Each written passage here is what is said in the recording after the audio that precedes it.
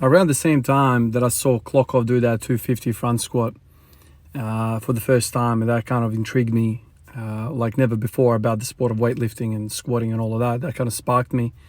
I've spoken about this before. Around the same time, I saw Lou doing squats as well. And obviously, Lou's one of the greats of all time. He's just a machine. His longevity is also very impressive. But one of the things that kind of put his name in my mind was when I saw, it was like a training hall video of him doing back squats.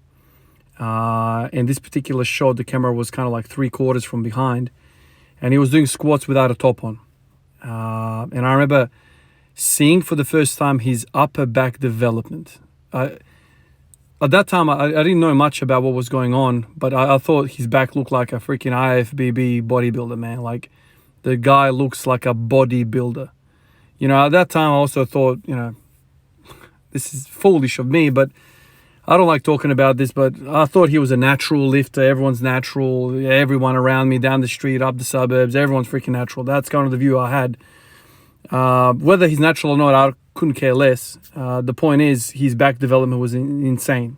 There's many other weightlifters in the world who are also maybe not natural, and they don't look like that. So what's separating this guy from the rest? Obviously, he's one of the greats. Obviously, he's got extraordinary skill and strength in the sport. But my God, that back is unbelievable. So one of the things that I've kind of been almost half hoping for is trap development as I start doing this Olympic weightlifting. Not that that's a concern of mine, like a top concern at all. I want to do Olympic weightlifting for the sake of learning the sport and doing it and having fun with it. But I was kind of half hoping that my traps would start developing, kind of like Lou. Obviously, it's not going to be like Lou because Lou handles like stupid weights day in, day out, and I'm struggling with an empty barbell. But today is day 4 of me messing around with all these hip snatches, power snatches, overhead squats. And today, day 4, it's finally caught up with me. I am sore. And today was a struggle to even do my empty barbell drills that I do. I don't even know what to call them anymore. Just messing around with, the snatch kind of grip and throwing the bar overhead and all of that. It was painful. And it was quite painful to even go into an overhead squat. I'm struggling as it is with that. Add soreness into the mix of the upper back, and now we're really struggling. And as I was doing this today, I thought to myself, there's nothing like overhead work for the upper back. People do shrugs, people do bent over rows, people do all sorts of things. But I honestly think, from my limited experience of Olympic weightlifting, I feel like just sticking your hands up overhead and just handling some sort of weight overhead will develop all of that. All of that stuff, all of these muscles will develop. I have soreness in my traps. I remember the first time I started front squatting, huge soreness. Now Olympic weightlifting, soreness. Everything that I do seems to be upper back now. Yesterday I did rack pulls. That also added to the soreness of the upper back, definitely. Today I also decided to do reverse lunges, following the same theme of yesterday's video about addressing the posterior chain of me right now. I'm doing lots of front squats, lots of Hindu squats. I feel like I've neglected my glutes, so I decided to do reverse lunges. And that's an exercise that has produced lots of DOMs, lots of soreness. I know exactly what this exercise does because I've had experience with it before, and I know what area it hits because of the soreness. So I wanted to hit the glutes with that. And I decided to load it with dumbbells today. And after doing a few sets of that, I realized also that's destroying my upper back because the dumbbells are in your hand. You're kind of going back and forth with it. Concentration. So I've done reverse lunges, that smashes the back. I've done front squat, that smashes the back. I've done a bit of ollie lifting drills, that smashes the back. I've done, what else is, rack pulls yesterday, that smashes the back. Literally everything that I've been doing lately is smashing the upper back, and I'm sore. I'm really sore, and I like it. I really like it. When I went to the back squat and I put that bar on my back, I was like, well, this is uncomfortable. I now have these muscles there which are kind of talking to me every single time I move my shoulder girdle. It's just interesting. It's interesting how my mind kind of skips to my first experiences of Olympic weightlifting, Klokov and Lou and all that stuff. I don't know whether you guys know the footage that I'm talking about. When he puts that bar on his back, it looks like he's putting it on top of like two pillows. The traps are like so overdeveloped. You know, the middle traps, the rhomboids, it's all like sticking out. It looks like a bodybuilder, right? It looks incredibly developed. And then you start learning about the Lou raises. You know, then you see the Chinese weightlifting training hall videos where they're just doing all these different things. I don't know, like to me, when I look at that back, I'm like, looks like he's bodybuilding. You know, we've spoken about this in the past in the comments, and I've mentioned it in these videos, how bodybuilding is like, it's almost like an all-encompassing thing. Like every single genre of fitness has bodybuilding in it. We're always trying to develop weak muscles. We're always trying to develop antagonists. We're always trying to like build hypertrophy so we can develop strength and stability and the rest of it. He looks like a bodybuilder to me. You know, I don't know, like maybe you can develop a back like that just simply doing snatches and clean and jerk, but it seems he's doing a lot more. Like, you know, those Lou raises, he's probably doing it for sets of 10 to 15, 20 or whatever. It's just incredible. Like from somebody that, historically speaking, has never really had developed traps ever. Like for me, the weaknesses have always been like I've got these flatness behind the kind of the traps. You know, I knew how to kind of put a bit of size in the chest. Just the upper back and hamstrings for me have always kind of been flat. And so like I've got width when I look at the mirror. Not that I'm a bodybuilder, but like when I look at the mirror, I've got some width about my lats and whatever. But then you turn around, it's like, where did I go? It's like, where did I go, man? It's like paper thin. You know, it's like an A4 piece of paper. You put it straight to the mirror, you see the piece of paper. You turn it to the side, it's like it disappears. That's kind of how I felt. That thickness of the back is not existent. But with Lou, he turns around, almost like he gets freaking wider as he turns around. He's like, he doesn't seem all that wide. Probably he's really wide as well. But I'm just saying, like, he's got thickness. I think overhead work is incredible. Now, I don't know whether everybody has the same kind of contraction that I'm getting, because I have, like, for me, having the bar in the snatch position overhead, that to me is like further than end range of motion. It's like end range of motion plus some. Like I'm actively forcing that position, where some people probably just raise their hands and it's like it's comfortable. It's not. You're just balancing. You're not really contracting that much. I mean, I don't know. Maybe everyone gets, gets DOMs and whatever in traps. Obviously, it's really, really early on for me, and in all likelihood, this is all probably going to subside, and I'll be, feeling better. But it was just interesting today how I came in feeling sore, and then I started thinking about Lou, and then I started thinking about all the exercises that I've done today on the drive home. I'm like, everything that I've done is hitting the traps. Everything is just incredible. But speaking about upper back, it's important. I'm kind of connecting all these different dots now that I'm exposed to Olympic weightlifting, and I'm thinking, okay, so I've predominantly always struggled off the floor with the deadlifts. A lot of people say that the upper back is crucial for that. What's bench press? Upper back is crucial for that. It's that base. It prevents that shoulder rotation. It prevents that shoulder from getting unpacked, the shoulder blades from lifting. That's all upper back. You need kind of the antagonist effect. So it's kind of like you start thinking about these things and you start seeing patterns. Okay, I'm weak overhead. That's one. I'm weak in the bench press. That's another thing, right? Let's just say I'm weak, in that middle portion of the bench.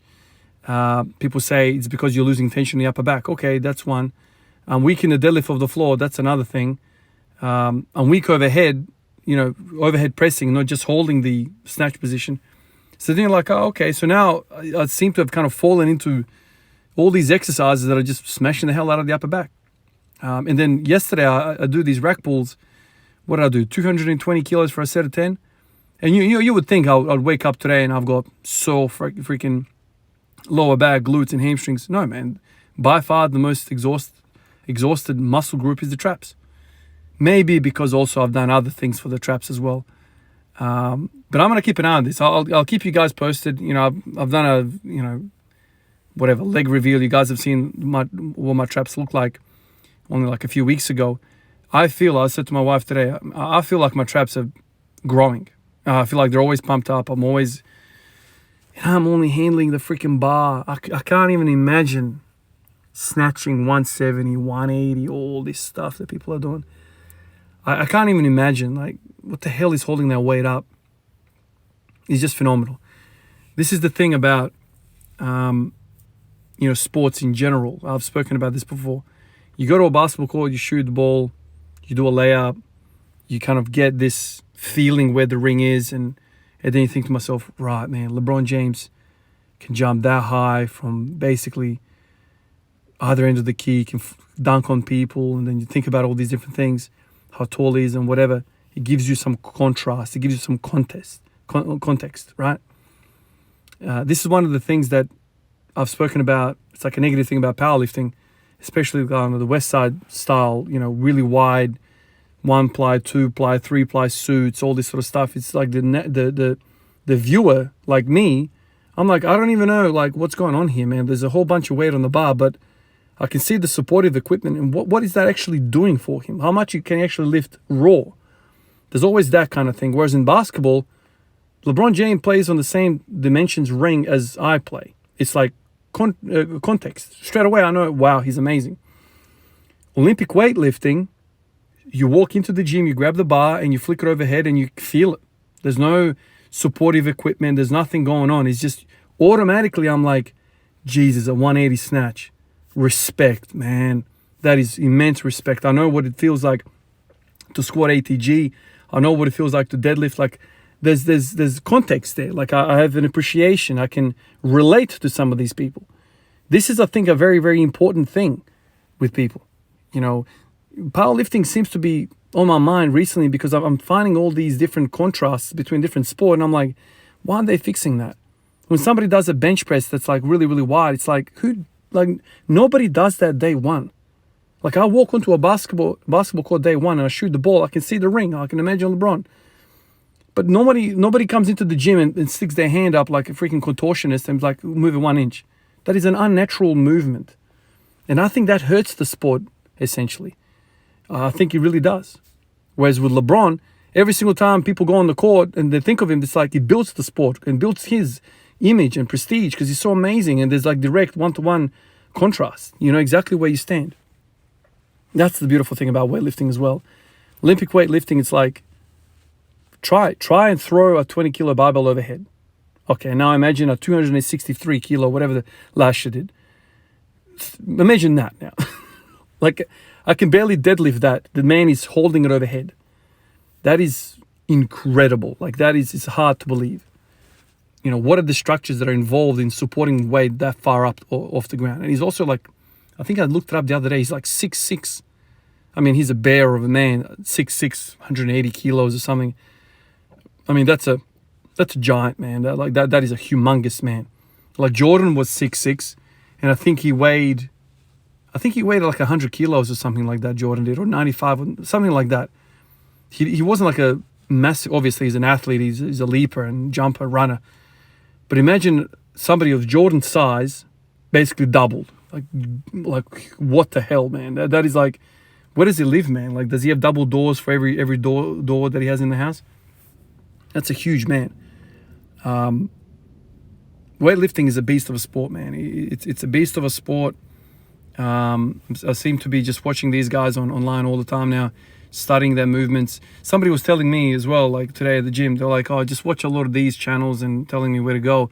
And I'm like, man, I know all these channels. I've watched all these channels in the past. But now that I'm actively learning this stuff, it's like I'm watching the same footage, the same videos with like a different interest. I'm actually like, I can relate to what's happening there. I'm thinking about it actively. It's like I've got the practical experience now with also seeing it and hearing it. It's like it means something else. I don't even know why it's taken me so long to actually jump onto the weightlifting world and learn this stuff. I've heard some of you guys talk about it in the comments. It's like I've always felt you needed a coach. I always felt like it's a very specialized sport. You need, because there's speed involved, speed kills. You don't want the bar to freaking guillotine you. You don't want to get crushed. I don't know why I had those thoughts. You can always just start with a barbell. Like, even if a barbell drops on your head, you're not going to die. It's the improper application of the sport. Kind of like powerlifting, kind of like anything. If I put 5 plates on the bar and expect to squat that day one, I'm going to get hurt regardless of what it is. So just spend a lot of time with an empty barbell and it's going to go a long way. But this is what I was talking to you guys about. These reverse lunges. The reason why I'm doing it is because the glutes. So I'm kind of hitting them, trying to wake them up, thinking about the triple extension in the ollie lifts. I'm thinking about just having stronger glutes. And I'm also thinking about the hip pain that I've kind of been getting in recent days with all this squat work. The balance is not right. And so I'm kind of going back and hitting the glutes a little bit with this. For some people, this hits the quads. For me, it always hits the glutes. So I'm already expecting tomorrow to wake up really, really sore glutes. But as it stands right now, I'm thinking about doing something for the posterior side every single day. So one day, a reverse lunges. The next day, some sort of a rack pull, some sort of height. Might not be 220 for tomorrow, but maybe I'll work with less weight, more reps, something like that, just to get some volume through the back. And I'll continue doing front squats. I've dropped off the frequency of the Hindu squats. I'll maybe do them once a week now. Wait for the body to catch up in the posterior chain, and then I'll kind of progress both of the sides of the body, not just one. Silly me thinking that was going to work. Anyway, guys, that was the session for today. Let's see how sore I get tomorrow. Quite sore today. Let's see if tomorrow is even worse. Thank you everyone on the list. Thank you everyone in the comments and Instagram. Like I said yesterday's video and last few videos, you guys are actually teaching me a lot. You're teaching me the terminology of all this stuff that I've been doing, sending me different links, different videos to look at and to kind of start to kind of get a hold of how to approach learning a new sport like weightlifting, how to actually go about it. A lot of you guys have actually said just start with an overhead squat. Start with an overhead squat. Once you've kind of mastered that, once you get comfortable with that, you can actually load it a little bit. Then you can start thinking about the actual clean part, the actual, first pull, second pull and all that. I think the pulling is not such a big concern for me. It's like I feel like I don't have the stability at the top. Like, what am I going to do with that bar at the top? Like, I'm not comfortable just with an empty bar, let alone weight. So that's where I'm at right now. Day 4, Olympic weightlifting done.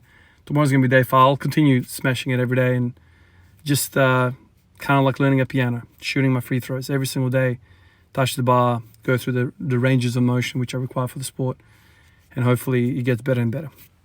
All right, guys, I'll catch you guys in the next one. Peace out.